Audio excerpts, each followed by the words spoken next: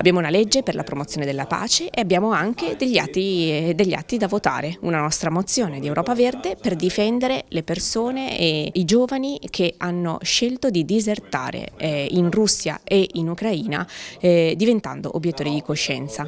Questo aspetto è necessario ed importante per difendere le centinaia di migliaia di giovani che stanno alzando la testa perché desiderano difendere il rapporto di pace e il rispetto della vita di propri fratelli. Ho desiderato presentare il libro Disarmati di Riccardo Bottazzo, edito Altra Economia, per un semplice motivo, anzi per due motivi. Il primo è che la guerra è antitetica nei confronti della battaglia che stiamo facendo per la conservazione del nostro ecosistema e quindi la conservazione della nostra umanità.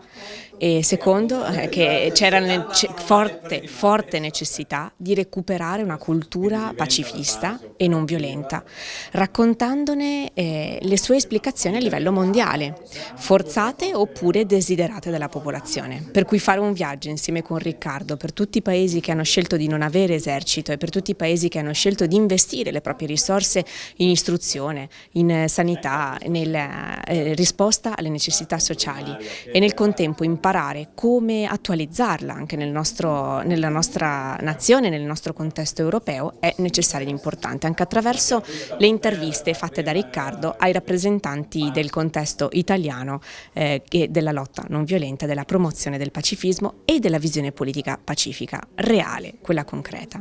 E tutto questo perché c'è necessità di recuperare una consapevolezza politica pacifista e questo anche attraverso l'approvazione degli atti che come Regione del Veneto abbiamo la responsabilità di vivere e di esplicare. Disarmati, sogno o realtà? È la domanda che mi sono posto anch'io quando ho raccolto le storie dei 24-25 paesi al mondo che non hanno un esercito.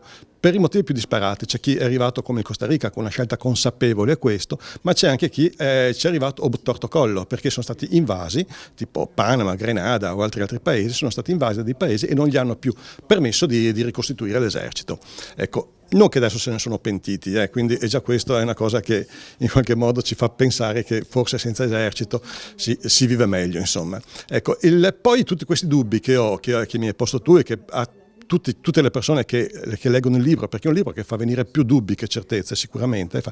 Ecco, tutte queste persone poi alla fine, tutti questi dubbi che ho avuto io, li ho posti a delle persone che in qualche modo sono degli studiosi della pace, tipo Vignarca, Lombroso, Dulugli, insomma tantissimi altri. Insomma. Quindi io gli ho posto, Bettin per esempio, gli ho posto queste domande e ho avuto delle risposte. Ecco, la risposta, qual è la risposta? Non c'è la risposta definitiva, c'è perché la pace non può essere neanche è un percorso più che un obiettivo. Ecco, è una cosa che si può fare soprattutto mettendo in discussione noi stessi, il nostro modo di vivere e quello che noi intendiamo come Stato alla fine. Ecco, questo è un percorso da fare, vale la pena da fare, si può fare, non si può fare, è un'utopia o una possibile realtà. Io mi auguro che sia una possibile realtà, ecco. Però stiamo a vedere, insomma, cercheremo comunque, io perlomeno cercherò di andare in quella direzione lì, insomma.